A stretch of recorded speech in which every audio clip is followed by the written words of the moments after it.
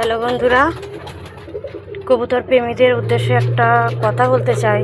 তোমরা কি গরমে ডিম বাচ্চা নিচ্ছ? দয়া করে নিও না। নিলে আমার সাথে যেমনটা আজকে হয়েছে তোমাদের সাথে হলেও হতে পারে। যেমন এই কবুতরের একটা ডিম রেখেছিলাম, বাচ্চাটা আগে সরিয়ে নিয়েছি। দেখো বাচ্চাটা ডিম ফুটে উঠতে পারে না, মারা গেছে বাচ্চাটা। দেখো অবস্থা।